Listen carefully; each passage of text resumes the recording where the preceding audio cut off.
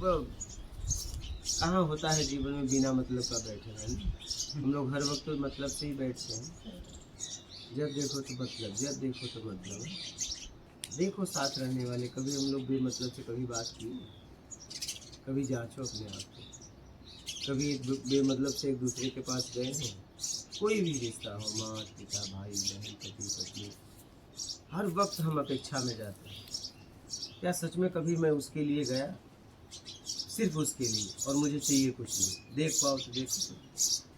हर वक्त हर क्षण हम लोग चाहिए में जी रहे हैं क्या, हर वक्त। और जीवन भर हम एक दूसरे को धोखा देते हैं। आप तुम्हारे लिए मैं आया, वो कहता है तुम्हारे लिए मैं, और कोई तुम्हारे लिए नहीं, सब वहाँ अपने लिए आया अपेक्षा में कि हम देंगे और रिटर्न मुझे ये मिलेगा। क्या सीधी सी बात। अगर अब आपके पास नहीं आते, नहीं मिलते, या हम जा रहे, हम आपने खोज हमारी की या हमने आपकी की, कुछ नहीं पता, लेकिन फिर हम तो यूं ही करते रहते और इसी लाइफ जीते रहते बस।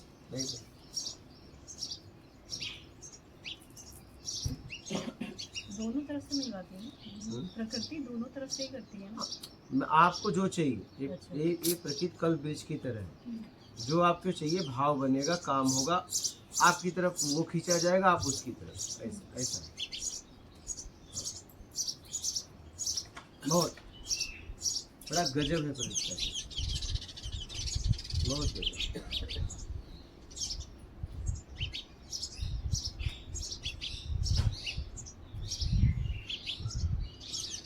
कल्प वृक्ष है, जो चाहिए मिलता है, इसके लिए काम करो। और नहीं मिलना होगा तो आपको जवाब मिल जाएगा कि आपको नहीं मिलेगा। हाँ, आपको ही।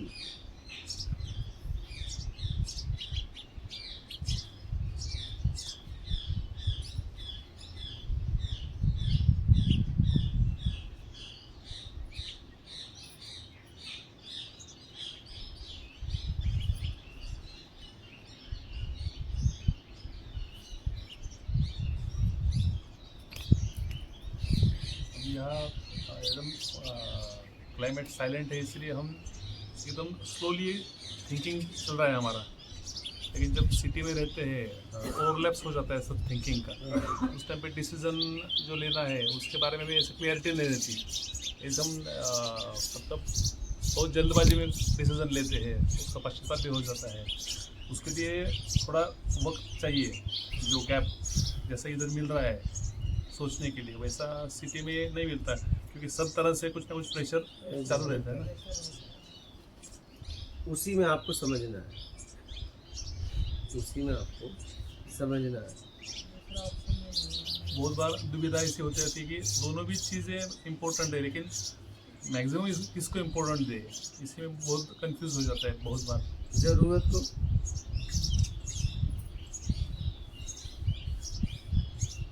जरूरत,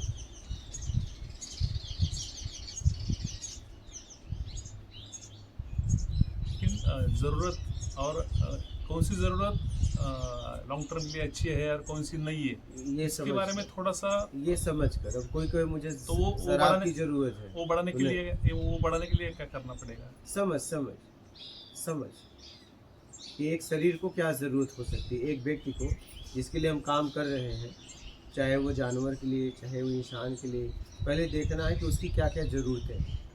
वो पूरा ब्यौरा आपको देखना पड़ेगा, फिर आप उसको समझकर और उसके लिए काम कर सकते हैं। लेकिन आपको पता ही नहीं है कि आप जिसके लिए गए उसे क्या क्या चाहिए, फिर आप समझ ही नहीं पाओगे। तो हमें समझना पड़ेगा कि सामने वाले की ज़रूरतें क्या क्या है। एक महिला है तो उसकी क्या ज़रूरत है, एक पुरुष है तो उसकी क्या ज़रूरत है। अब देखिए, जैसे मैं बताऊं, अब मैं महिलाओं के लिए यहाँ पैड भी मंगा के रखा हूँ। क्या? हाँ, ये हमने वो ज़रूरत समझी, रखा है यहाँ। आप समझ रहे, इतना समझ के जीना पड़ता है। बहुत बार कोई डिसीजन रहता है तो मैं एक तरह से डिसीजन लेता हूँ कि ये ठीक है, इसको लगता है नहीं ये नहीं, आप उसके अंदर की बात नहीं समझे, ऐसा डिसीजन चाहिए। तो मेरे हिसाब से मुझे वो सही लगता है, लेकिन इसके हिसाब से वो अलग रहता है। तो उसमें क्या एक्यूरेट कौन सा है, ये आप कौन दोनों बताएगा? अपनी बात को रखिए, दोनों अपनी बात को रखिए और समझ के साथ बोलिए कौन उचित होगा हमारे आपके लिए, वो उठा लो। न बात मेरी न तुम्हारी, क्या बात न मेरी न तुम्हारी। आपने अपनी समझ से बोला, मैं अपनी समझ से बोलता हूँ। अब बताइए ठीक कौन सा है? तो उसका उसका डिसीजन कौन लेगा? हर एक को लगता है कि दोनों लो। यहाँ आप ये मत समझिए, आप देश काल स्थिति परिस्थिति में डिसीजन निकलता है, आप समझ रहे हैं, माहौल को देखते हुए आप डिसीजन को अपना मत समझिए। नहीं, हाँ, यही तो गलती हो जाती है कि आप फैसला अपना समझते हाँ, हैं। डिसीजन में अनेक चीजें रहती है, लेकिन हम सिर्फ हम है ऐसा समझते नहीं, हैं। वो फैसला आपका नहीं है। देश काल स्थिति में आपने फैसला दिया आपकी समझ से, ये फैसला आप और कहीं से करवाया जा रहा है। आप अपनी बात को रखिए कि मुझे इतना समझ में आया, आपको इतना आया, तो अब हमारे आपके लिए हित कौन सा है? हमें परिवार में अपनी अपनी बातें रखनी चाहिए। हो सकता है आपने कुछ और देखा दृष्टिकोण से, उन्होंने कुछ और देखा। हो सकता है अपनी जगह आप भी सही हो, वो भी सही है। आप अपनी दृष्टिकोण से कुछ अलग देख रहे हो, वो अलग देख रही हैं। तो अब आप एक काम करो, उनके दृष्टिकोण से देखना का प्रयास करो और वो आपके कि भैया आपने क्या देखा। हमें भावनाओं से समझना पड़ेगा एक दूसरे की बात, तभी उचित निर्णय जीवन में हो सकता है। लेकिन आप निर्णय अपना, वो निर्णय अपना थोपेंगे तो गड़बड़ हो जाएगा। एक 6 लिख दो, एक को 9 दिख रहा है, एक को 6 दिख रहा है, अब दोनों लड़ जाए क्या? है तो दोनों सही, 6 लिख दो, एक को क्या दिखेगा, आमने सामने बैठा दो, अब दोनों लड़ जाएं। वहाँ समझ का उपयोग करो, भैया तू जहाँ से बैठा है वहाँ से 6 दिख रहा है, मैं जहाँ से बैठा हूँ 9 दिख रहा है, तू एक काम कर। अब करना क्या है, भ्रम कैसे टूटेगा? एक तो मेरी जगह, मैं तेरी जगह आता हूँ। जब वो वहाँ चला जाएगा, ये यहाँ चली जाएगी, तब तो भ्रम टूट जाएगा। हाँ यार, तू भी सही, मैं भी सही। बात समझ में आ रही?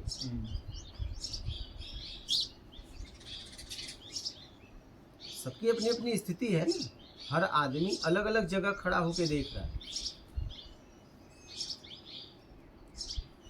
तो जगह बदल दीजिए। लेकिन हमें आवेश रहता है, इसलिए हम उतना समय नहीं देते। नहीं, समय देना पड़ेगा, आवेश जज्बात नहीं, समय देना पड़ेगा। कब तक? जब तक निष्कर्ष ना निकल जाए तब तक।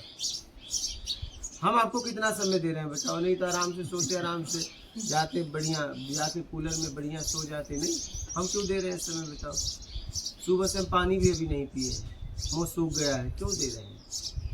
कि समय देंगे तभी कुछ समझ पाएंगे और तभी आप अपना कल्याण कर पाएंगे। जब हम समय ही नहीं देंगे, आए और गए, समय देना पड़ेगा।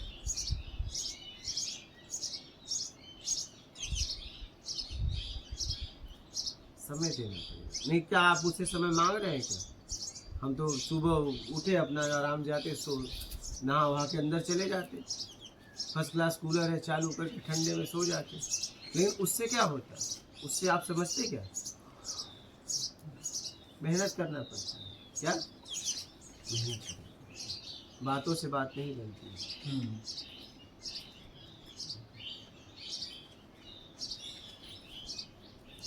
अभी ना मैं ब्रश किया, ना मैं सीधा बैठा ही हूँ, क्या पानी तक नहीं पिया हूँ। लेकिन हाँ, कुछ हो रहा है और वो होने से बहुत बदलाव आने वाला है। और हम नहीं पियेंगे तो क्या हो जाएगा? नहीं नहाएंगे तो क्या हो जाएगा? नहीं ब्रश मंजन करेंगे तो क्या हो जाएगा एक दिन में? हाँ? अगर हमारे समय देने से हजारों लाखों लोगों को एक मार्ग मिल रहा है तो हम ठीक है दो, और समय देना पड़ेगा। आपने जहाँ जीवन में समय दिया है वही उन्नति होती है। फैसला में भी समय दीजिए, फैसला में भी समय दीजिए।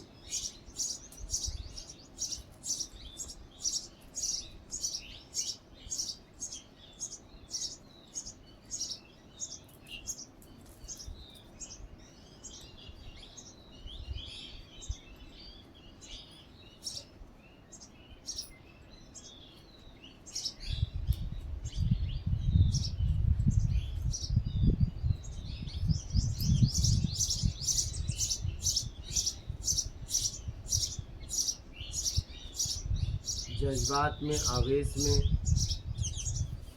आप फैसला मत लीजिए, समय दीजिए।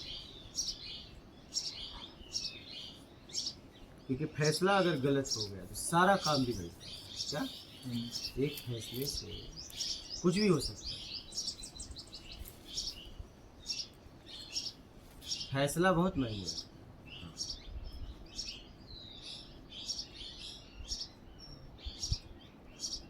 फैसला के बाद कुछ काम होगा ना, और काम ही बिगड़ जाएगा। फैसला का क्या मतलब बताओ? तब तो काम नहीं हुआ था, तभी ठीक था।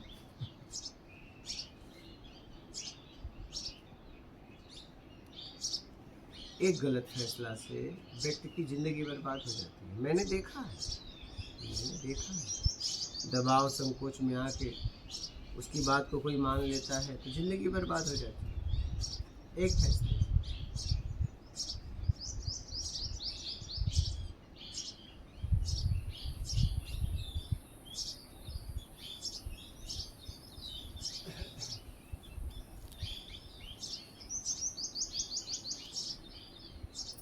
देखो, प्रहलाद ने अपनी बाप की नहीं सुनी, राजा बलि ने अपने गुरु की नहीं सुनी, कल्याण हुआ ना?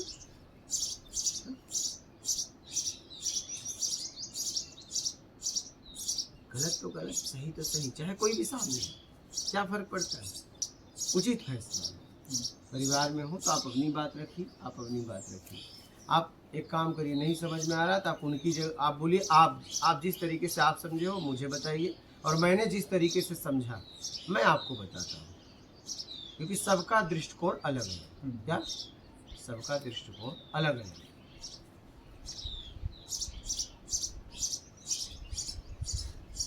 सबकी मानसिक स्थिति अलग अलग है, सबकी समझ अलग अलग है। तो सब अपनी अपनी जगह से सोचेंगे। हाँ, तो जिसने जैसा चश्मा पहना है वैसी दुनिया दिखे नहीं। यहाँ सबका स्वभाव अलग अलग है।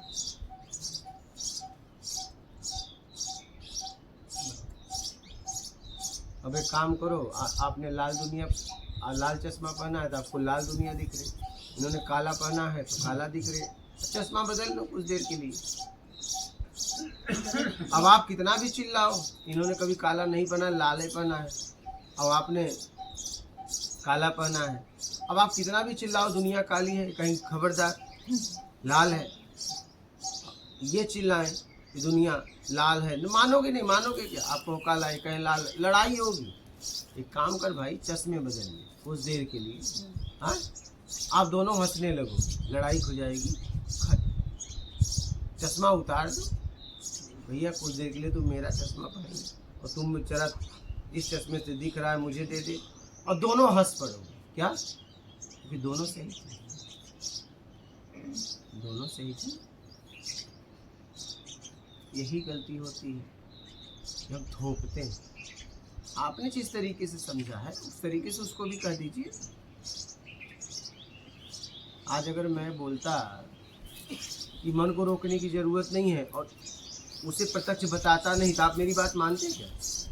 क्योंकि हजारों साल से यही कहा जा रहा है मन को रोको, लेकिन अब आप फ्री हो गए कि यार मन तो शरीर के लिए काम करता है, मन तो रोकने की जरूरत ही नहीं है। कितनी आसानी समझ के, और मैं बस यही चिल्ला के बोलता कि एक काम करो, मन को रोकने की जरूरत नहीं है। आप मान लेते मेरी बात? ध्यान करने की जरूरत नहीं, आप मान लेते मेरी बात? क्योंकि हजारों साल से, कितने सालों से लोग कह रहे हैं ध्यान करो ध्यान करो, नहीं बोलिए। यही पता था अभी तक, साधना मतलब ध्यान करो। लेकिन मैंने उसे प्रत्यक्ष किया, आपको समझ में आया, आप समझ गए और आपने मान लिया। कहने का मतलब है जिस तरीके से आपको समझ में आया उस तरीके से उसको समझाने की आप में क्षमता होगी।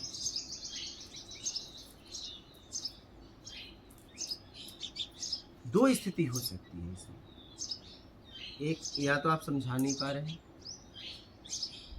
और या तो समझने के लायक नहीं है। अब देखिए कमी कहाँ है। अगर समझाने के लायक नहीं है, समझा नहीं पा रहे हैं आप, ठीक है, तो समझाने का प्रयास करिए जैसे आपने समझा है, और पता चला वो समझने के लायक ही नहीं है, क्या उसे छोड़ दीजिए। क्या करिए? छोड़ दीजिए, क्योंकि आप समझने की क्षमता आप नहीं दे सकते। जबरदस्ती मत करिए, नहीं आप परेशान हो जाए। क्या? आप परेशान हो जाए, जबरदस्ती मत करिए। समझ रहे हैं बात? स्थिति देखिए। अब समझने की क्षमता नहीं तो आप क्या करोगे? दे दोगे? समझने के लिए बोल सकते हो, समझने की क्षमता नहीं दे सकते। हम आके चिल्ला देते, कोई विधियों की जरूरत नहीं। मेरी कोई बात मानता है? नहीं मानता।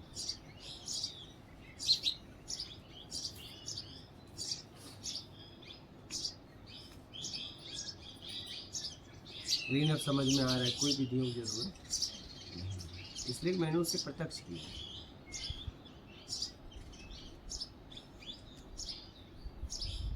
अब मैं सोचूं कि नहीं, इस दुनिया को, इस बात को पूरी दुनिया समझेगी। जिसके पास समझने की क्षमता है वही समझेगा। अगर कोई आके मुझसे कोई कहे कि नहीं विधियों की जरूरत है, तो मैं कहूँगा हाँ देख लो, है तो उससे निकल जाओ, लेकिन निकल लो। मैं तो एक ही बात कहता हूँ, भैया निकल ले, चाहे विधि करके चाहे न करके, मूल है निकलना, निकल जाओ। जो सोशल लेवल पे चलता है, पॉलिटिक्स रहेगा या कुछ भी रहेगा, उसके बारे में हम सोचते हैं कभी कभी ऐसा होना चाहिए, ऐसा नहीं होना चाहिए। एक्चुअली हमने वोटिंग करने के बाद हमारे पास कुछ कंट्रोल नहीं रहता उसका, लेकिन हम सोचते हैं कभी कभी। अभी ग्रुप में रहते हैं व्हाट्सएप के, तो उसमें थोड़े से वाद विवाद भी हो जाते हैं, लेकिन वो करना चाहिए नहीं करना चाहिए, सोचना चाहिए नहीं होना सोचना चाहिए, उसके बारे में वो कभी कभी सवाल होता है। क्योंकि सोचने से कुछ होता नहीं है, लेकिन बिना सोचे हम ऐसे रहेंगे तो फिर चेंज कैसे हो जाएगा? इस तरह से हम सोचने के बाद काम करना। तो उसमें जो राग द्वेष है, तो उसको राग द्वेष की जगह समझ कैसे बढ़ानी सोचने चाहिए? के बाद काम करना चाहिए। अगर हम सोच रहे हैं, उसके बाद अगर काम करते हैं तो ठीक है, लेकिन अब काम ही नहीं कर रहे हैं तो सोच के क्या मतलब? ये बताइए।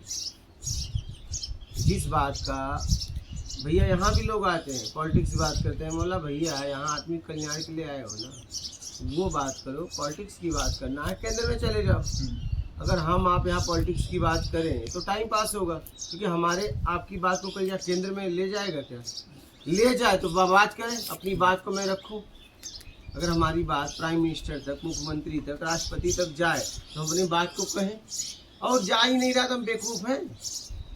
फिर हम बेवकूफ़ हैं अगर कह रहे हैं तो। जो हमारी बात कहीं जा ही नहीं देंगे, हम बेमतलब का चिल्ला रहे थे। हमारी आवाज़ को कोई सुने, समझे, बदलाव हो, तब हम बोले।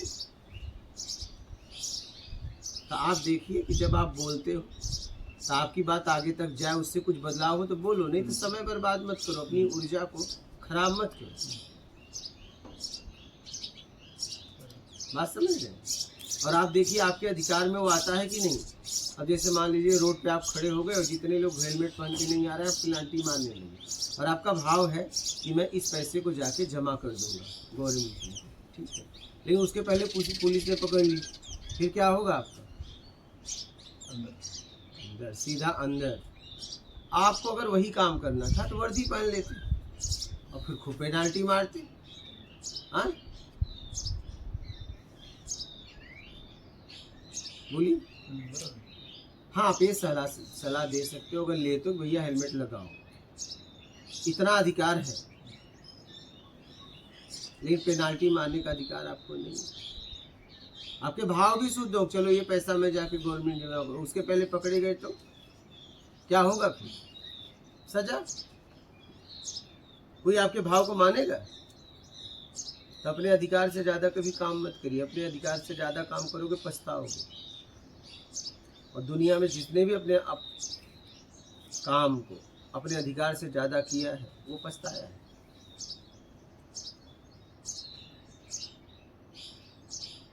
जितना हमारा अधिकार है उतना हम बोलें। यहाँ भी आते हैं, बोलते हैं पॉलिटिक्स, हम कहे भैया एक बात बताओ, हमारी आपकी बात कहाँ जाएगी? बताओ। फालतू समय बर्बाद मत करो भैया, जिसके लिए आए वो बात करो, निकल लो, जाओ बढ़िया दिल्ली में जाओ, वहाँ बात करो।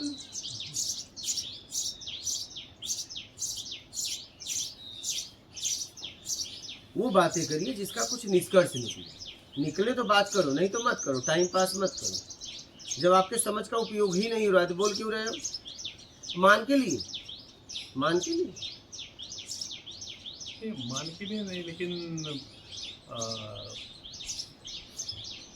दृष्टिकोण आगे वाले को समझाने के लिए कि आगे वाला क्या है?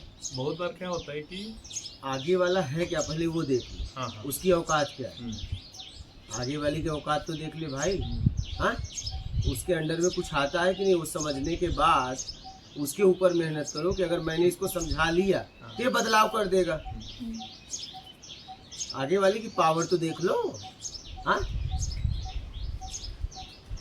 इसको आप बता रहे हो, उसकी पावर तो देख लो। मान लो समझ ही लेगा तो क्या कर लेगा? अगर पावर नहीं है तो बोलो।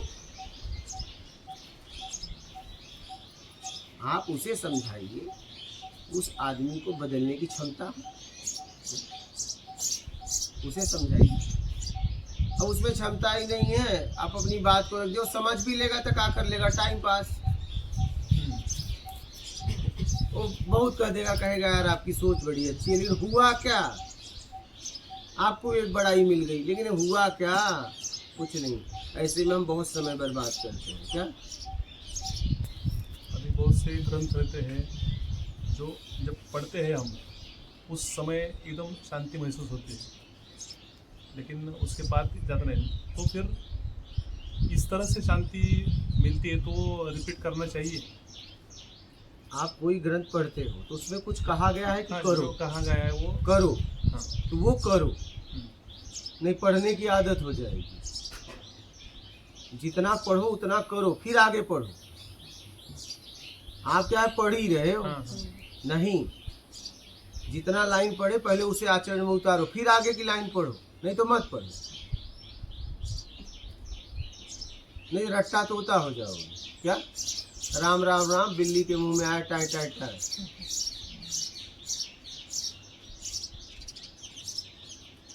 समझ गए? रट्टा तोता मत बनो। जैसे एक कहानी है कि सुनाया भी था कि एक पिंजड़े में तोता बंद, सामने वाले ने बंद किया था, वो सीखा था मुक्त, मुझे मुक्त करो, मुझे मुक्त करो। एक आदमी बड़ी मानवता थी, उसे बड़ा गुस्सा आता था कि यार ये लोग तोते को बंद किए हैं। एक समय ऐसा आया कि वो परिवार कहीं गया, इसने दरबार डाकी और गया, तोते को बोला आज तू मुक्त हो जा, बड़ा दिन से तुझे देख रहा हूँ, कष्ट बर्दाश्त नहीं हो रहा था, आज मौका मिला। पिंजड़ा खोला, उड़ गया तोता, बोला चलो मुक्ति मिली। वो फिर कुछ देर बाद आया, पिंजड़े में बैठा, बोला मुझे मुक्त करो, मुझे मुक्त करो। फिर उसने फेंका, जा तुझे मुक्त। फिर वो आया कुछ देर बाद, कहा मुझे मुक्त हो। उसने कई बार का किया तो बोला यार ये तो इसकी आदत। ऐसे ही आपकी किताब पढ़ने की आदत हो जाती है आप लोगों को। किताब पढ़ने के बाद उसे आचरण में उतारिए। किताब पढ़ने के बाद उसे आचरण में उतारिए, तब कोई मतलब होगा ना।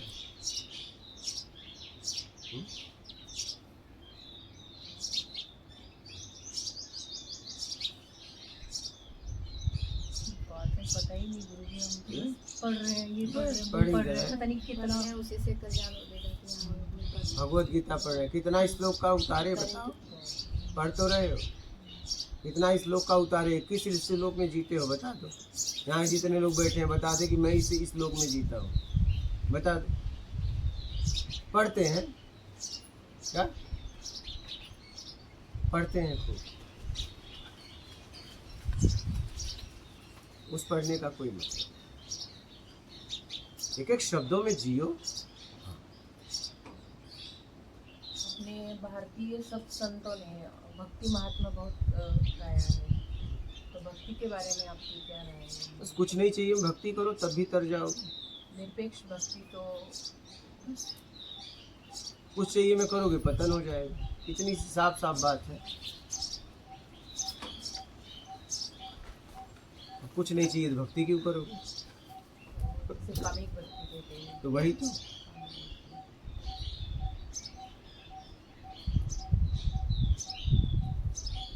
अगर कामना रहित भक्ति हो रही है हमसे, तो कामना रहित भक्ति हो रही है, लेकिन उतनी नहीं हो रही क्योंकि हम संसारिक हैं, तो स्टेप बाय लेकिन स्टेप हो पतन रहा है होगा ना बदलाव, फिर। स्टेप बाय आपकी स्टेप। नहीं, फिर लालची हो जाओगे आप। किस तरह से? लालच बढ़ती जाएगी ना, अगर आपका कामना है तो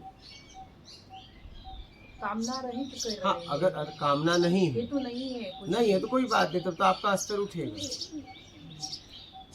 लेकिन एक लेवल पे जाकर ऐसा समझ में आया कि जैसे जैसे हम भक्ति कर रहे हैं, हमारी भक्ति बढ़ रही है, हमारा समर्पण बढ़ रहा है, तो कुछ सांसारिक चीज़ें जो हमारे मन के विरुद्ध घट रही थी, तो ऐसा अचानक हुआ, बदलाव हुआ कि हम उस परिस्थितियों को एक्सेप्ट कर रहे हैं, ये पता नहीं चल रहा, या हमें बदलाव हो गया है, ये परिस्थिति बदल के हमारे सामने आ गई।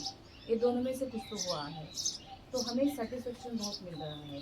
हमने मांगा नहीं था कि इस चीज़ में ये बदलाव होना चाहिए, भक्ति में ऐसा हमने कोई टर्म्स कंडीशन नहीं रखी, निरपेक्ष भक्ति, कामना नहीं अपने आप हम हुआ। कर रहे हैं, अपने आप हुआ। कोई बात नहीं। या हम उसके बारे में कामना छोड़ी, हमें बदलाव आया, या वो बदल के आ गई, पता नहीं चला, लेकिन बदलाव बहुत सारा दिखने में आ रहा है। इतना अपने को पता होना चाहिए कि मुझे कुछ नहीं चाहिए, बस।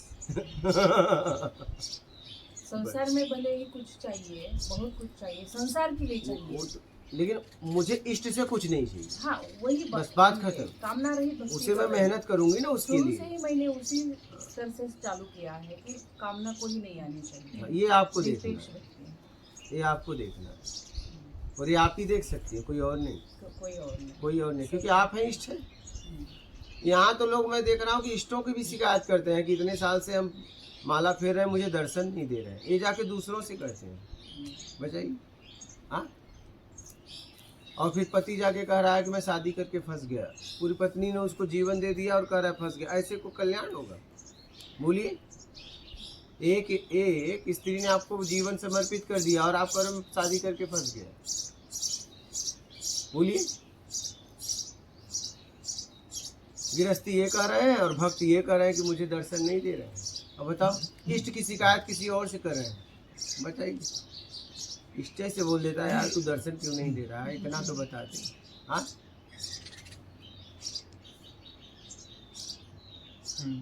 कर रहे हैं कि नहीं कर रहे हैं, बताइए।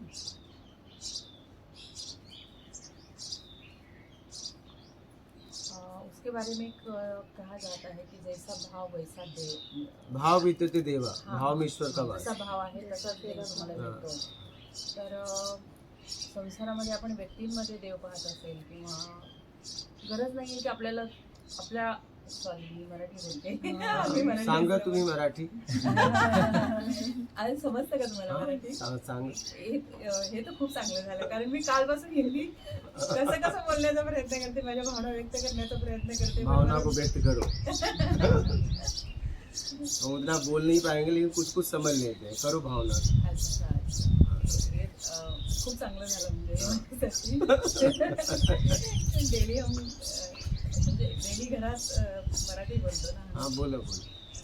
तर असं होतं की जसा देव, तुम्ही जसा पद्धतीनं देवाकडे पाहताय, देवाची कन्सेप्ट जी आपल्या मनामध्ये आहे, तशाच पद्धतीनं असं म्हणतात की तुम्हाला नेचरमध्ये, या सृष्टीमध्ये, ब्रह्मांडामध्ये तुम्हाला देव भेट देतो तशाच स्वरूपात। तर आपली कन्सेप्ट, मला असं कोणी अशी देवता आहे त्याची एक मूर्ती आहे, श्रीकृष्ण असा आहे, राम असे आहे, किंवा हे मनामध्ये नाही ठेवत। म्हणजे मला माझं संकल्पना परमात्म्याशी देवाविषयी खूप वेगळी आहे, आणि मला असं वाटतं की मी ज्या पद्धतीनं त्याला सर्च करते, त्या पद्धतीनं तो रूपात मला जशी जशी माझी भक्ती वाढत चालली आहे, माझं त्याच्याप्रती समर्पण वाढत चाललं आहे, किंवा माझ्या ज्या पद्धतीनं आध्यात्मिक अंगाने एक साधक म्हणून ज्या पद्धतीने माझ्यात बदलाव होत आहेत, तर असं वाटतं की हे चांगलं लक्षण आहे। पण भक्तीमध्ये हल्ली काय व्हायला लागले की जसजसं माझी इनडेरेक्टली, म्हणजे सुप्त माझ्या मनोकामना ज्या होत्या जीवनामध्ये, ज्या कधीच पूर्ण झालेल्या नाही आहेत, आणि मी ते सगळं, जे जीवनात काही अर्थ नाही आहे, याच्यावर आपल्याला कामच करायचं नाही आहे, हे सगळं, आणि मिळालं तरी हे भोग सगळे क्षणभंगूर आहेत, देह नाशवंत आहे वगैरे वगैरे, हे वाचलेलं सगळं होतं मनामध्ये, आणि प्रॅक्टिकली ते अनुभवायला आलं। तर मी विचार केला की हे आपण बाजूला सोडून देऊया, आणि आपलं जीवन माहिती नाही किती राहिले, आपल्याला साधना करायची, डेडिकेशननी करायची, तर मग आपल्याला कुठली आवड आहे, ध्यान साधना आहे, ही आहे, भक्ती मार्ग आहे, अनेक मार्ग आहेत, आपल्याला कुठला नॅचरली आपल्या प्रकृतीला कुठला मानवतोय तो भक्ती मार्ग मानवतोय, काही कित्येक वर्ष ध्यान मार्गही अवलंबून बघितला, त्यात मिळालं, खूप काही मिळालं, त्यातही खूप काही बोध झाला, पण तितकंसं 100% मी समर्पित नाही होऊ शकले, म्हणून मी भक्ती मार्गाकडे आले। पण हल्ली काय व्हायला लागलंय की निरपेक्ष भक्ती आहेच, कामी भक्ती नाहीच आहे माझी. आणि माझा जो देव मिळवण्याविषयी किंवा परमात्म्याला भेटण्याविषयी किंवा द्वैत अद्वैत भक्ती वगैरे म्हणतात त्याविषयी संकल्पना अशी नाहीयेच की मला कोणीतरी दर्शन द्यावं किंवा बदल व्हावा. तर जसं म्हणतात ना, त्या अंडकोशातून एक अळी ही बनत जाते, की स्वतः मला माझ्यामध्ये परिवर्तन हवंय. म्हणजे जो कोणी असेल तर देव पाहायला गेला आणि देवाची भोवणी गेला, किंवा ते संत ज्ञानेश्वर माऊलींनी एक उदाहरण दिले की मिठाची बाहुली सागराचा तळ शोधायला गेली आणि ते सागरच होऊन गेले वगैरे, ती परत येऊ शकते का? तर नाही येऊ शकत. तर अशी माझी त्या परमात्म्याची माझी संकल्पना आहे. जो कोणी देव आहे, निसर्गदत्त, जो कोणी ब्रह्मांडाचा चालक आहे, मालक आहे, चेतन शक्ती आहे, एनिथिंग ज्याने जे काय म्हणतो ते. तर पण असं व्हायला लागलंय महाराजजी की जसं जसं भक्ती वाढत जाईल, माझं समर्पण वाढत जाईल, तसं इनडिरेक्टली माझ्या ज्या सुप्त मनोकामना होत्या ना त्या पूर्ण होतात. तर मी भीती वाटायला लागली मला आता की भक्ती करताना आता काय व्हायला लागलंय की मनामध्ये यायला लागले, अरे हा स्टॉप अपूर्ण आहे अजून सांगता येत नाही भक्तीमध्ये, अजून मी इतकं केल्यानंतर हा हेही माझं पूर्ण होतं की काय. म्हणजे भीती वाटायला लागली की माझं भक्ती मार्गातून पतन व्हायला नकोय. किंवा मला हे लक्षात आलंय की रूल काय आहे, कुठल्या रूलने हे निसर्ग चालतोय, हे ब्रह्मांडाची शक्ती काय आहे, हे बऱ्यापैकी म्हणजे असं म्हणणं चुकीचं होईल. माझ्या अत्यल्प बुद्धीला जे काही समजले, जो काही बोध झालाय, त्यातून भीती वाटायला लागली की फक्त माझी तीव्र मनोकामना तळमळ हीच आहे की भक्ती मार्ग असो किंवा कुठलाही मार्ग असो, आपला हा जो प्रवास चाललेला आहे हा बस अनन्य ज्याच्याशी मी शरणागत आहे त्याला इतकंच मागणे की तुझा विसर पडू देऊ नको. बस बाकी संसारामध्ये प्लस मायनस काहीही होऊ दे, तू कितीही माझ्या इच्छेचं सगळं पूर्ण कर, पण तुझा विसर पडू देऊ नको. बस भक्तीत मी एवढंच मागते. बस कुछ नहीं चाहिए तो आप उसे नहीं भूल सकती, और कुछ चाहिए तो बस भूल मुझे जाना. यही चाहिए, बस बस मुझे यही चाहिए. बस अंतिम इच्छा मेरी बस. यही है कि बस तुझसे विदा न हो, तुझसे बस. अलग न हो. तो कुछ नहीं चाहिए, तभी आप उससे अलग नहीं होगा. और कुछ चाहिए तो फिर अलग होंगी, वो मिलेगा, आप उसमें लिप्त हो जाएंगे. क्या? फिर आप उसमें लिप्त हो जाएंगे. और कुछ नहीं चाहिए तो फिर अलगाव हो ही नहीं सकता, कोई कर ही नहीं सकता.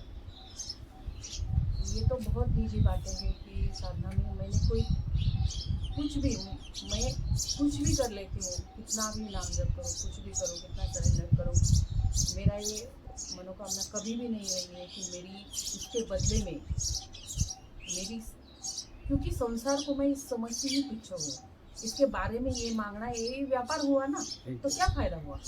मैं परमात्मा के सामने जो अगर भीख मांगो इसकी सांसारिक मनोकामना की, तो फर्क क्या हुआ ना. एक व्यापारी का तो मैं अध्यात्म ही जीवो क्यों, साधक खुद को कहूँ, साधक स्वतःला का म्हणू मी.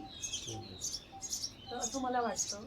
तर फक्त कधी कधी भीती वाटते की कितीही समर्पण व्हावं, साधक म्हणून माझ्यासाठी चांगले, भक्त म्हणून माझ्यासाठी चांगलं लक्षण आहे, पण असं कुठं पतन होऊ नये, अशी कुठली सुप्त माझ्या पूर्वजन्माची किंवा मला या जन्माची इच्छा उत्पन्न होऊ नये. समोर इतकी अनुकूल परिस्थिती, म्हणजे मला पंचपक्वान्नांचा भोग पाहिजे, अगदी तो समोर आला आणि मी खाताना विसरूनच गेले की अरे मी मागितलं होतं किंवा माझी सुप्त इच्छा होती, असं होऊ नये. बस एवढीच माझी परमात्म्याकडे प्रार्थना आहे की जीवनात असं कधीही होऊ नये. भलेही साधनाचा काळ अनंत जन्माचा असू दे, भले एका क्षणाला मला मुक्ती मिळू दे, पण वियोग नकोय. म्हणजे मी हे अंतिम म्हणतो ना बौद्धिक अंगाने का होईना, जे अंतिम सत्य जाणले त्याच्यात आणि माझ्यात दूरी नकोय आता, किंवा त्याच्याशिवाय मला त्याच्यापासून अच्युत नाही व्हायचंय. बस यही शेवटची म्हणतो ना म्हणजे फायनल. आणि संसारामध्ये कितीही दुःख आलं ना तरी ती आपल्या इच्छेविरुद्ध घडल्यानंतर ते राग द्वेष आदी हे बौद्धिकदृष्ट्या आता ते सगळं म्हणजे एक सॉफ्टवेअर तयार झाले की हां हे संसारामध्ये हे बिघडलं तर आपण कसं रिॲक्ट होतो, का रिॲक्ट होतो, कारण मला तो भोग पाहिजे होता, समोरची व्यक्ती माझ्या मनासाठी नाहीच वागणार आहे, माझ्यासाठी कुणी जन्माला आलेलंच नाही आहे, तो व्यक्ती त्याच्या वासनांसाठी इच्छेसाठी जन्म घेतलाय त्यानं, तो माझ्यासाठी जन्मलेला नाही आहे या पृथ्वीवरती. हेही लक्षात आलंय सगळ्या गोष्टी. फॅमिलीत म्हणजे माझी जन्मदाती आई असेल तर आम्ही 5 भावंडांपैकी तिच्यासाठी मी फक्त एक मूल आहे ना, मी तिच्यावर अधिकार गाजू शकते ना ती आई म्हणून माझ्यासाठी. आई म्हणून तिने जे केले ते माझ्यासाठी माझं ऋण असेल, ते माझं सौभाग्य असेल. निसर्गाने तिला जे काय आई बनवलं, ती जे माझे मातृत्व वात्सल्याने माझ्यासाठी करते, हे माझ्यासाठी देणगी आहे, हे माझ्यासाठी सौभाग्य आहे. पण मी तिला काय करायला जसं काही लावू शकत नाही, किंवा माझ्या कल्पने मी अज्ञात असताना अगदी जन्मापासून पोटात असल्यापासून तिने जसं मला सांभाळलं, तसंच एक्झॅक्टली सेम परमात्मा आपल्यासाठी सगळ्यांसाठी आहे. फक्त आपलं समर्पण कमी पडतंय, फक्त आपण अज्ञानात आहो म्हणून आपली भक्ती कमी पडते. त्याच्यावरती असलेलं अज्ञान आपल्याला जगायला, संसारात जगायला मजबूर करते. हे लक्षात येऊन सुद्धा काही ज्या वासना असतात ना, त्या पुन्हा पुन्हा जगायला मजबूर करतायत. म्हणजे काही इतक्या तीव्र स्वरूपात पुढे येतात ना, की आता मी रस्त्यानं चालले आणि मी ठरवलं की नाही, मी तो स्टॉप आल्यापर्यंत मी नाही थांबणार आहे. पण काही असं कधी असं इतके हदबोले, इतके मजबूर का होतो आपण, की अगदी माहिती आहे, संकल्प पण दृढ केलाय आणि मला गॅरंटीच होता विषय की मी नाही थांबणार आहे तिथं जाईपर्यंत. आणि हे पण मला मी स्वतःला सांगितलंय की तिथं जाईपर्यंत, नर्मदेच्या किनारे जाईपर्यंत तुला साप आडवा जाऊ शकेल, सांगता येत नाही, तुझी दिशा बदलेल, अजून कुठला तरी वेगळा विचित्र प्राणी येईल, तो तुला हे करेल, पण तुला नाही थांबायचे, तुला चालत राहायचे. आणि हे होणार आहे तुझ्या बाबतीत, हे सगळं माहिती. पण काहीतरी भूल पडते, काहीतरी होतं. हे का होतं, त्याला आपण दुर्भाग्य म्हणायचं. जरूरत में थी, कहीं न कहीं मान की इच्छा है, तभी हम खड़े हो जाते हैं. हाँ, कहीं न कहीं मान की इच्छा, इसलिए मैं खड़ा हो जाता हूँ. मान की इच्छा का त्याग करो, जरूरत में जीते हुए निकल जाओ. तुम्हें कोई रोक नहीं सकता, आपको कोई रोक नहीं पाएगा. और मान की इच्छा रहेगी तो आप हर जगह रुक जाएंगे, आपका संकल्प आप ही तोड़ेंगे. सब पता हो, सब हाँ. माहिती असतं सगळं, हाँ. सगळ्या गोष्टी ठरलेल्या असतात. पण ते घडून गेल्यानंतर कळतं की मग पश्चाताप होतो की अरे हां, हे मला माहिती होतं, पण हे कसं झालं, तरी देखील माझ्याकडून हे कसं झालं. पण तो टाईम तेवढा गेलेला असतो आणि मग हातात पश्चाताप राहतो. तर हे खूपदा होतं माझ्या बाबतीत. फक्त जीवनातली जी काही महत्त्वाची गोष्ट आहे की आपण ज्यासाठी आपण असं वाटतं की संत महंतांनी म्हटलं की मनुष्य, प्राणी, सर्व प्राण्यांमध्ये सगळे भोग समान आहेत. इच्छा, भय, मृत्यूचं भय आणि कामवासना ही सगळ्यांमध्ये समसमान आहे, सगळ्या प्राण्यांमध्ये. एकदम. पण आपण युनिक आहोत, कारण आपण स्वतःला जाणण्यासाठी की आपण मनुष्य जन्माचं सार्थक काय आहे. आणि कितीतरी असं सांगितलं गेलं आहे की कितीतरी जन्मानंतर मनुष्य जन्म मिळतो, हे खूप भाग्याची गोष्ट आहे. आणि मनुष्य जन्मात येऊन सुद्धा आपण त्याचं सार्थक नाही केलं तर हे सगळ्यात मोठं दुर्भाग्य म्हटलं. तर त्यामुळे आपण हे जे काही म्हणजे आम्ही लोक जे काही संसार करतो, संसारातली प्रगती करतो, 4 लोक आम्हाला चांगलं म्हणतात, मान सन्मान देतात.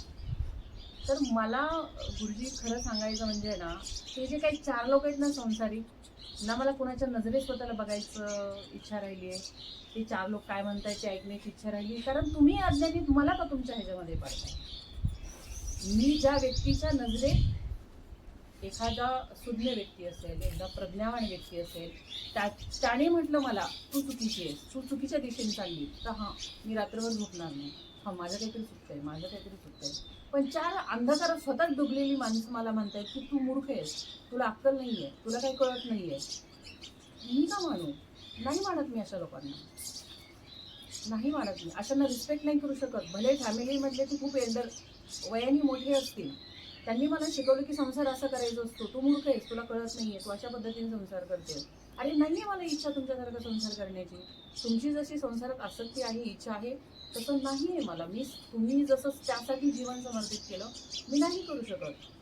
म्हणजे जन्मतच मी अशी आहे, त्याला मी नाही बदलवू शकत. आणि जसं जसं मला अशा अनुभव येतील, मला मूर्ख म्हटलं गेलं, मला चुकीचं म्हटलं गेलं, मला त्याची फार पनिशमेंट मोठी दिली गेली, तसं तसं माझा तर अजून विश्वास उडत गेला मनुष्यांवरती. की संसारामध्ये तुम्ही हां, एक पिरियड होता की मी खूप भावना जपण्याचा प्रयत्न केला. हा समोरचा म्हणतोय ना, समोरची मोठी व्यक्ती आदरणीय आहे, समोरची व्यक्ती म्हणते म्हणजे ते तुझ्यासाठी योग्य असेल, मी लहान आहे, तर मी ती केलं. पण एक स्वतःला स्ट्रेच करून, खूप स्ट्रेच करून, मनाविरुद्ध स्ट्रेच करून, समोरची व्यक्ती म्हणते ना तुझ्यासाठी हे हिताचं आहे, तर हां ते केलं. त्या व्यक्तीला रिस्पेक्ट दिला. अनेक वर्ष त्यासाठी मी त्या गोष्टी कशा केल्या, अगदी एक शब्दही पलटवून बोलले नाही. का तुम्ही मला हे फोर्स करताय असंही विचारलं नाही. ठीक आहे, समोरच्या व्यक्तीवर इतका प्रचंड विश्वास ठेवला. पण एक वेळ संसारात अशी आली गुरुजी की एवढं सगळं करूनही, इतकं समर्पण देऊनही 99 गोष्टी मी केल्यात आणि एक गोष्ट माझ्याकडून राहिली, तर मी तिथं अहंकारासाठी चुकीचे वागले असेल, सेल्फ प्रोटेक्शनसाठी मी बाजूला सरले असेल, किंवा नाही बाबा ही व्यक्ती मूर्ख आहे, आपल्या ह्याच्या नादीच लागायचं नाही, ऐशी या व्यक्तीच्या दृष्टीने आपण गोष्टी पूर्ण केल्या तर ही व्यक्ती 90 वेळेस मला मूर्ख म्हणून बाजूला काढते, तर आता मला हिच्या कुठल्याच गोष्टी पूर्ण करायचं, माझं लाईफ आहे, मी माझ्या पद्धतीने जगेल, माझी बुद्धी जसं मत मी म्हणून बाजूला झाले. तर मी केलेल्या सगळ्या गोष्टीवर पाणी पडलं. तर म्हटलं अशा लोकांच्या, अज्ञानी लोकांमध्ये पचायचंच का?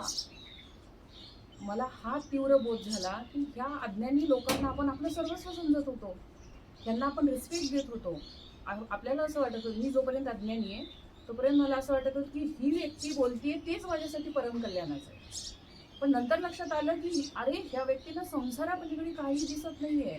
अन्न, वस्त्र, निवारा, माझी मुलं, आम्ही नवरा बायको, आणि आपण प्रगती करायची कशी, एक फ्लॅट घेतला दुसरा कसा घ्यायचा, ही गाडी घेतली दुसरी कशी घ्यायची, इथं प्लॉटिंग विकत कसं घ्यायचं, शेती आपली डेव्हलप कशी करायची, ह्याच्या पलीकडे ही व्यक्ती गेलेलीच नाहीये. ही व्यक्ती माझं तिच्या परीने मनात मोजते मला आणि माझं आउटडेटिंग करते की तू मूर्ख आहेस, तुला अक्कल नाहीये, तू असंच केलं, तू तसंच केलं, तुझ्यापासून इतका त्रास झाला. तर मग ह्याचं फायनलिस्टला अंतरात्मा साक्ष देतो सगळ्या व्यक्तींचे, आणि माझ्या अंतरात्म्याला साक्ष ठेवून मग जगात माझ्या सगळ्या गोष्टींचं, सगळ्या व्यक्तींवरचा एक आध्यात्मिक काही ठराविक माझे गुरुतुल्य व्यक्ती सोडल्या, तर सगळ्यांवरचा माझा विश्वास सोडला. मग नंतर तर गुरुजी असं व्हायला लागलं की आपली फक्त सासरची व्यक्ती नाही आहेत. जसं जसं माझा बोध वाढत गेला, जाणीव वाढत गेली की अरे माहेरच्या माणसांमध्ये आपली आसक्ती असते, अटॅचमेंट असते ना, त्यांच्यातले दोष आपल्या सहजासहजी दिसत नाही. पण काही काळानंतर, काही साधल्यानंतर अशा गोष्टी लक्षात आल्या की अरे आपल्याला सासूमध्ये जे दोष दिसत होते त्याच दोषाने आई आपले संसार करते वडिलांबरोबर, पण आपल्या मायापुरी दिसतच नव्हतं आपल्याला. फक्त एवढंच आहे की फिजिकली आपण वेगळे झालो म्हणून जास्त प्रेम तयार झालं, आणि इथे आपण दररोज एकत्र आहोत म्हणून आपण हे सगळं भोगतोय. पण जीवनाचा हा रूलच आहे की कुणीही, संसाराचं हे वास्तव लक्षात आलं, कुणीही आपल्यासाठी जन्मलेलं नाहीये. आणि अजूनही पुढचं वास्तव, भयानक वास्तव हे लक्षात आलं की हे नवरा बायको वगैरे नातं असतं ना, हे कसं होतंय. मी तर स्वतःला समजू, जे वाटतंय ते बोलू का बोलू? बोल सांगा तू. हां, माझ्या हेही लक्षात आलं की हे पती पत्नी सोशल लेवलवरती साधू महंतांनी, संतांनी, सत्पुरुषांनी ही विवाह बंधनात का टाकायचा प्रयत्न केला. जर एका समाजामध्ये 10 स्त्रिया आहेत, 10 पुरुष आहेत, जर जी एक सुंदर स्त्री आहे त्याच्याच मागे 9 पुरुष पडतील ना, 9 स्त्रियांकडे बघणार कोण उरलेल्या. तर मग त्यांना पण त्यांचा विवाह होणार, त्यांच्या पण भावना आहेत, त्यांना पण संसार करण्याची इच्छा आहे, त्या स्त्रियांकडे बघणार कोण. म्हणून या साधू संतांनी, सत्पुरुषांनी विवाह पद्धती शोधून काढली की जेणेकरून सोशल लेवलवरती कुटुंब व्यवस्था व्हावी, आणि होणाऱ्या संततीला, जसं की आज लिव्ह इन रिलेशनशिपमध्ये सुद्धा लोक राहतात, नाही आवडलं की सोडून देतात, कुणीही त्यांना कन्व्हिन्स करत नाही, कुणीही त्यांना हे करत नाही, पण त्याच्यातून जे डिस्ट्रॅक्ट माइंड होतात. आता समजा माझ्या आईवडिलांनी यांच्याशी माझा विवाह लावून दिला, माझ्या कित्येक गोष्टी यांना आवडल्या नसतील, यांनी सहन केल्या, हेतू यांचा चांगलाच होता मला सांभाळून घेण्याचा, किंवा यांच्या वडिलांनी माझ्याशी विवाह लावून दिला, माझ्या कित्येक गोष्टी यांना आवडल्या नसतील तरी देखील त्यांनी मला आत्तापर्यंत हे केलं, सांभाळणं. त्याच्यापासून शुद्ध प्रेमच तर आहे, मोह का होईना, मोह तरी आहेत.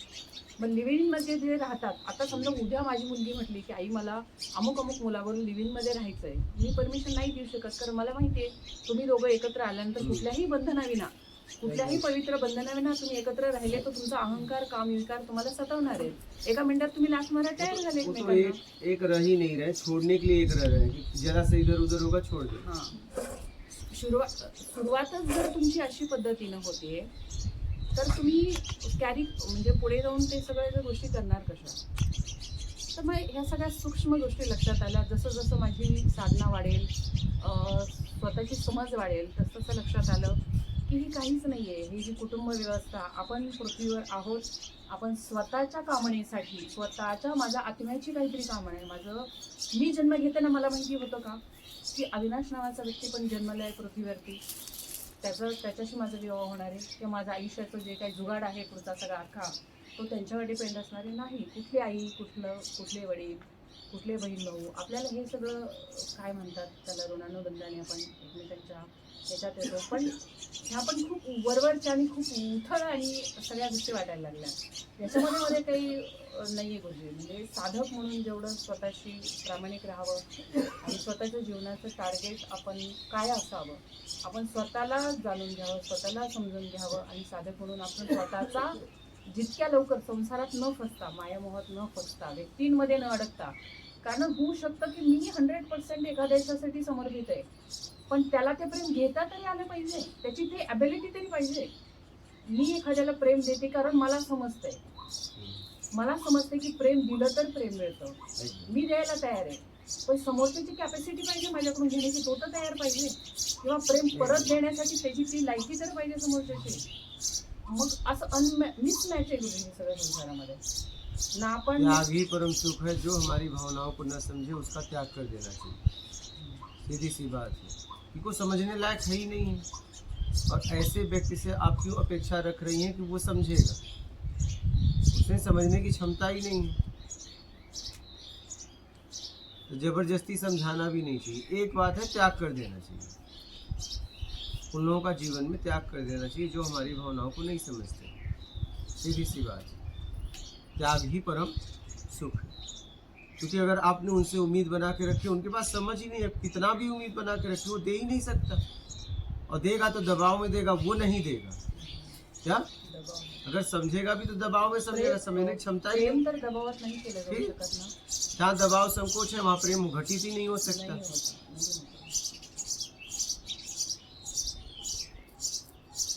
जसं जसं हे संसारातल्या सगळ्या गोष्टी लक्षात आल्या ना गुरुजी, तर हे संसारातून मन उठलंय. म्हणजे अगदी सगळ्या सुखसुविधा आहेत. म्हणजे संसारामध्ये अशी एकही गोष्ट लोगों से मन उठ रहा है, संसार से कहाँ?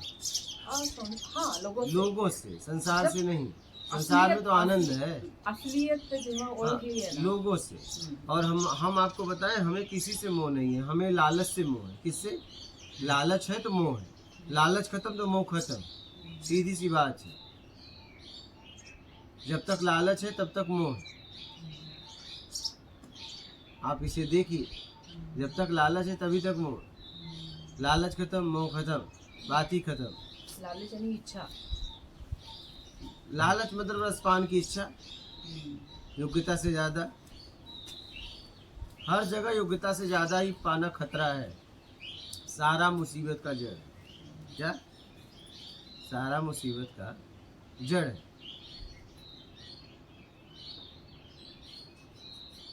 समझ रही? माझा अजून एक प्रश्न होता. म्हणजे काल त्या मुलीला ह्या ताईंनी पॅन्ट देण्याचा काहीतरी विषय चालला होता. कुणी कोणाला दिली ते मला माहित नाहीये. आउटपुट माझं एवढंच आहे फक्त की तुम्ही त्यावेळेस एक वाक्य बोललं की वो उसके प्रति क्या हो जाएगी, लीन हो जाएगी, यानी दीन हो जाएगी, इसने मुझे ये पैंट दिया है. तो हा मराठी बोलते. तर मला असं म्हणायचं बोलिए. हा, तर मला असं म्हणायचं, मला कालच तो प्रश्न सांगायचा होता, पण असं नको व्हायला की बाकी साधकांना प्रश्न विचारायचे असतील आणि मी एकटीच बोलते, असं नको नहीं व्हायला. बोलो, यहाँ तो ऐसे ही चल रहा है, प्रश्न तो लाइव में चलेगा, ये तो ऐसे ही बैठे, कोई बोल सकता है.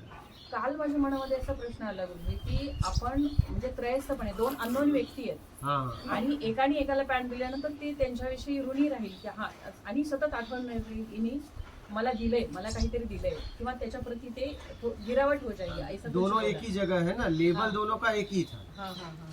क्या? लेबल दोनों का एक ही था. मैं देता तो नहीं होता, ये देती तो हो जाता, क्योंकि दोनों एक ही जगह बैठे. क्या बात ये है. पण संसारात गुरुजी आता संसार त्याशिवाय चालतच नाहीये. म्हणजे मी कुणाच्या एका स्त्रीच्या मुलाशी विवाह केलाय आणि मी आयुष्यभर त्यांच्याशी काहीतरी दिले, म्हणून मी आयुष्यभर त्यांच्या ऋणात आहे. मी त्यांना देतच राहते.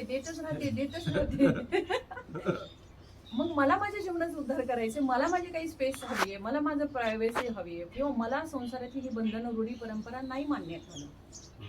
तर फॅमिली लेवलवरती मी उद्रेक माझा असा करणं किंवा मी माझ्या पद्धतीने असं जगणं, सोशल लेवलवरती मला एक सून म्हणून असं बघणं, हे कितपत, म्हणजे याला काय म्हणाल तुम्ही? बस करते रहो बिना उम्मीद, जितना आपसे हो सके कर दो, बात खत्म.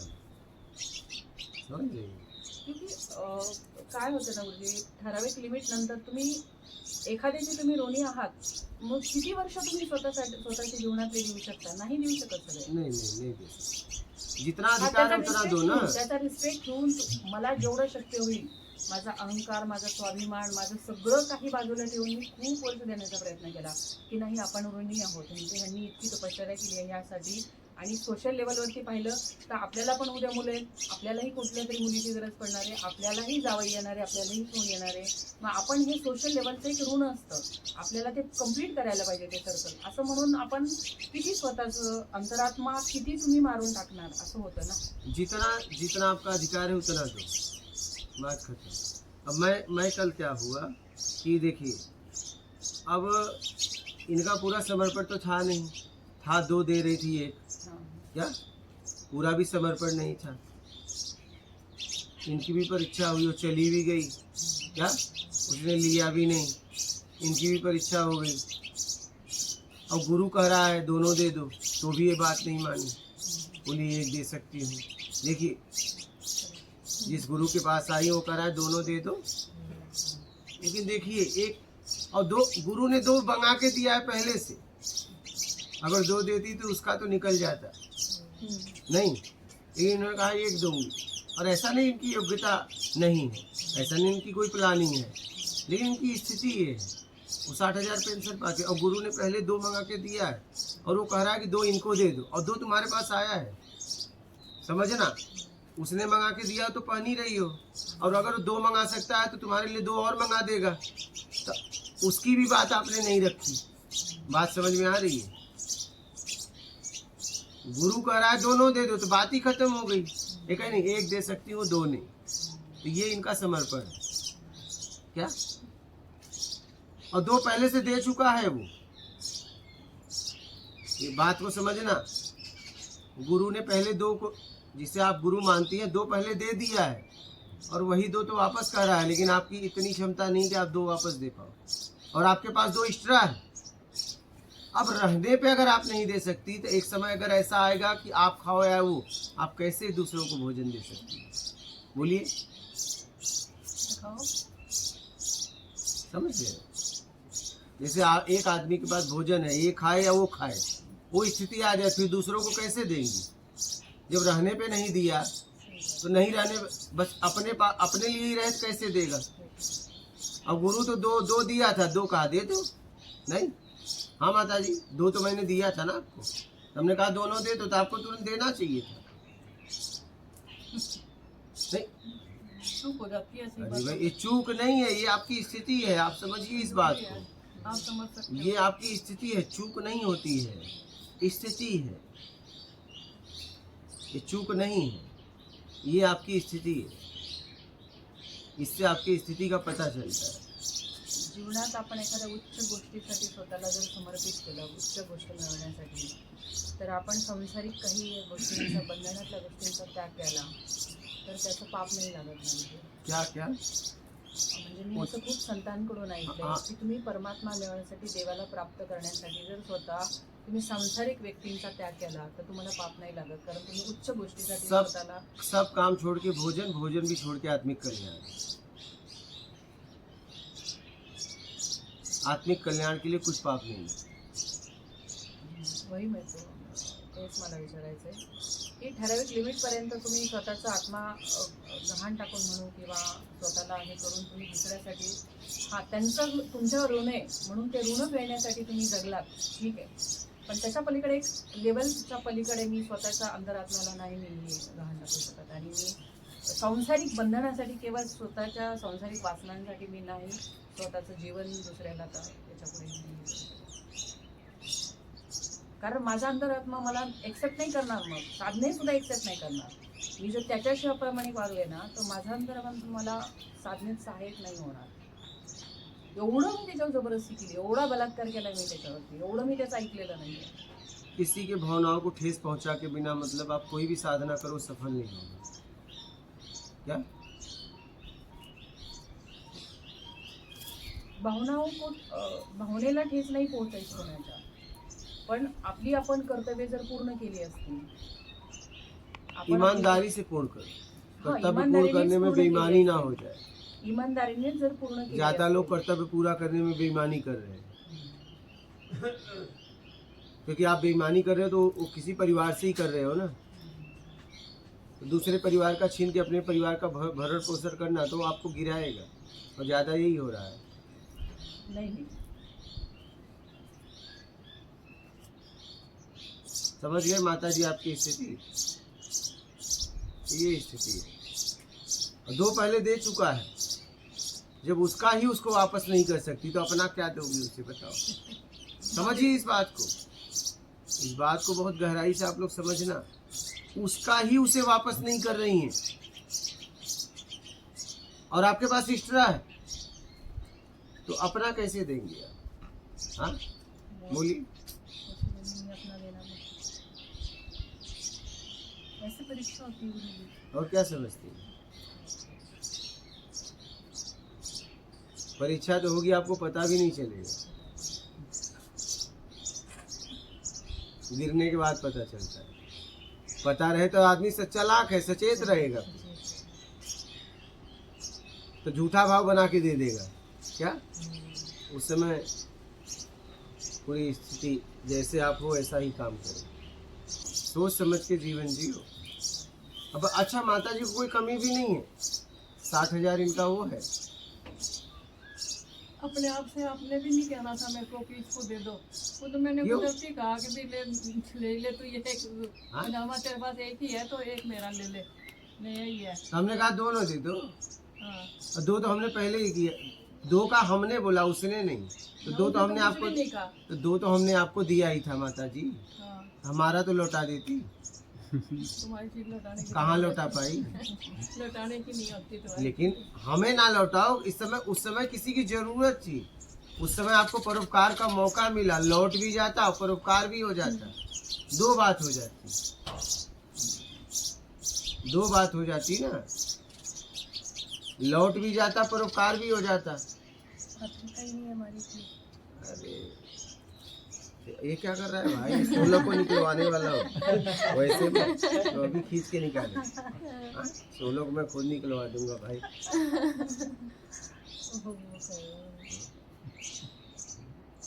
समझ के जियो, समझ रहे हो माता जी? ये हालत।